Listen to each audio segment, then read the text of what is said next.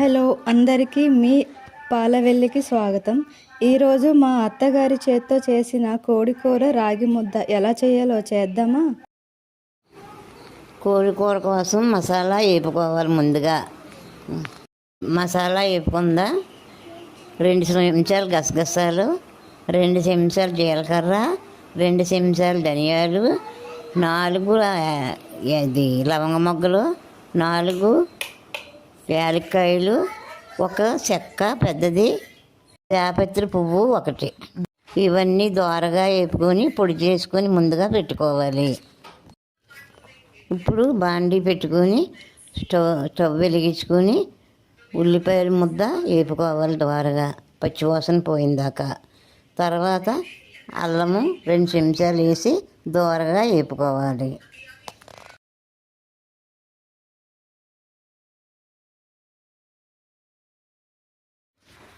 ఉల్లిపాయల ముద్ద దోరగా వేగిన తర్వాత ఎల్లుల్లి అల్లము పేస్టు 2 చెంచాలు, అది కూడా దోరగా వేపుకోవాలి. ఉల్లిపాయల ముద్దలో వేసుకొని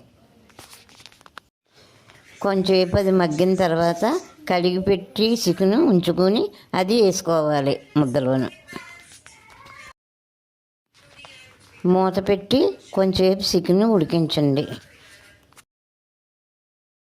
చికెను సగం సేపు మగ్గిన తర్వాత పసుపు ఉప్పు వేసుకోవాలి. మూత పెట్టాలి.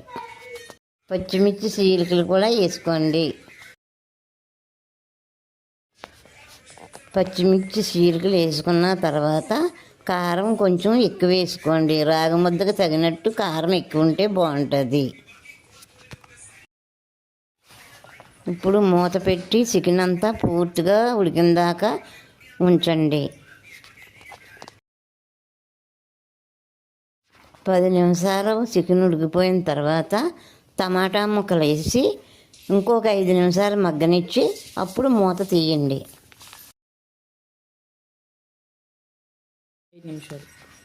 మసాలా వేసుకున్న తర్వాత 2 కప్పులు నీళ్ళు వేసి 5 నిమిషాలు ఉడకనివ్వండి.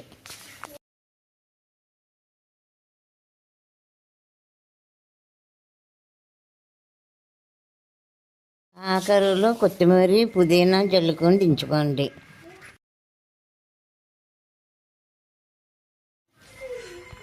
ఇప్పుడు రాగి ముద్ద తయారు చేసే విధానం చూద్దాం. పొయ్యి మీద మందంగా ఉన్న డేగస పెట్టుకొని 2 కప్పులు నీళ్ళు వేసుకోండి.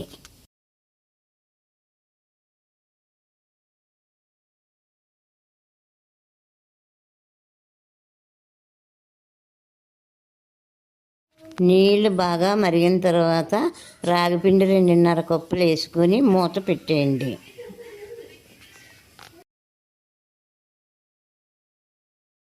దాన్ని కదపకుండా అలాగే మూత పెట్టండి.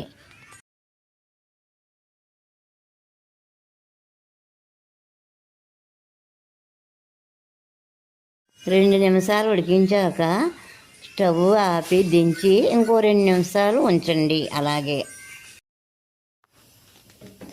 2 నిమిషాలు అలాగే ఉంచి దించి బాగా మెత్తగా ఉండలు లేకుండా నలుపుకోండి.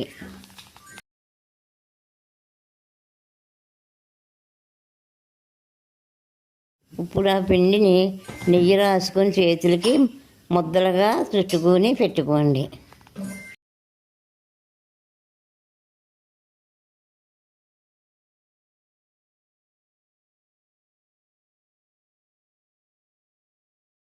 మేమైతే ఇంట్లో చేసుకున్న నెయ్యే వాడుతున్నాం.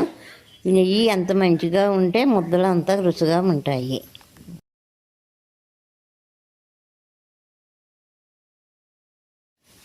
రాగి ముద్దలో చిన్న గుంటలా పెట్టుకొని నెయ్యి వేసుకొని మీరు తయారు చేసుకున్న కోడి కూర కొంచెం వేసుకొని రుచి చూడండి. తయారు చేసుకున్న రాగి ముద్ద కోడి కూర ఎలా వచ్చిందో మీరు కామెంట్ చేయండి. మా వీడియోని లైక్ చేయండి, సబ్స్క్రైబ్ చేసుకోండి.